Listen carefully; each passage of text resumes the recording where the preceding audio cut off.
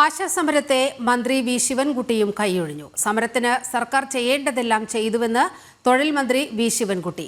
സമരക്കാർ തന്നെ കാണാൻ വന്നുവെന്നും നിവേദനം സ്വീകരിച്ചുവെന്നും മന്ത്രി പറഞ്ഞു. കൂടുതലൊന്നും ചെയ്യാനില്ലെന്നും മന്ത്രി പ്രതികരിച്ചു. അതേസമയം വേതന വർധനവിൽ നിന്ന് പിന്നോട്ടില്ലെന്നാണ് സമരസമിതിയുടെ പ്രതികരണം. സമരക്കാർ തന്നോട് ചർച്ച ചെയ്തിട്ടില്ല, അതുകൊണ്ടാണ് വിഷയത്തിൽ ഇടപെടാത്തത് എന്ന് പറഞ്ഞ തൊഴിൽ വകുപ്പ് മന്ത്രി വി ശിവൻകുട്ടി തന്നെയാണ് ഇന്ന് സമരക്കാരെ തള്ളി രംഗത്തെത്തിയത്. സമരസമിതി നേതാക്കൾ ചർച്ചയ്ക്കെത്തിയെന്നും നിവേദനങ്ങൾ നൽകിയെന്നും പറഞ്ഞ മന്ത്രി കൂടുതലൊന്നും ചെയ്യാനില്ലെന്നും ഒരു സർക്കാരിന് വിട്ടുവീഴ്ച ചെയ്യാവുന്നതിന്റെ പരമാവധി ചെയ്തുവെന്നും പറഞ്ഞു. അവരുമായി സംസാരിച്ചു, അവർ നൽകിയ നിവേദനം കൈപ്പറ്റി ഒരു സൗഹാർദ്ദപരമായ ചർച്ചയാണ് നടന്നത്.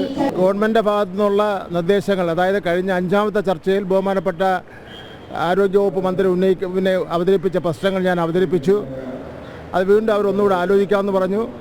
സംസ്ഥാന ഗവൺമെൻറ് ഏറ്റവും അധികം വിട്ടുവീഴ്ച ചെയ്തുകൊണ്ടുള്ള ഒത്തുതീർപ്പ് വ്യവസ്ഥകളാണ് അവതരിപ്പിക്കപ്പെട്ടിട്ടുള്ളത്.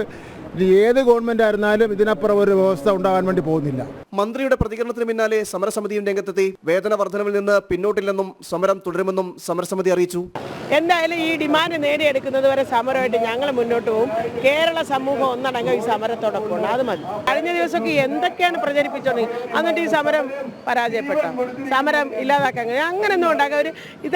ഇതൊക്കെ ന്യായമായ സമരങ്ങളാണ്. ഇത് ചരിത്രത്തിൽ സംഭവിച്ചിട്ട് പറ്റത്തുള്ളൂ, അല്ലാതെ ചരിത്രത്തിന് മുന്നോട്ട് പോകാൻ പറ്റത്തില്ല.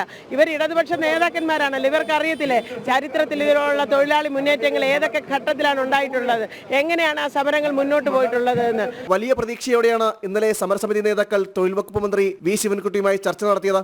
ആ പ്രതീക്ഷകളെല്ലാം നിഷ്പ്രഭമാക്കുന്നതായിരുന്നു മന്ത്രിയുടെ ഇന്നത്തെ പ്രതികരണം. അതേസമയം രാപ്പകൽ സമരം ഇന്ന് 58ാം ദിവസത്തിലേക്ക് കടക്കുകയാണ്. നിരാഹാര സമരം 20ാം ദിവസത്തിലും. സമരം 2 മാസം പിന്നിടുന്ന സാഹചര്യത്തിൽ വരുന്ന 12ാം തീയതി സാംസ്കാരിക മേഖലയിലെ പ്രമുഖരെ പങ്കെടുപ്പിച്ചുകൊണ്ട് സെക്രട്ടേറിയറ്റിന് മുന്നിൽ പൗരസാഗരം സംഘടിപ്പിക്കാനൊരുങ്ങുകയാണ് സമരസമിതി.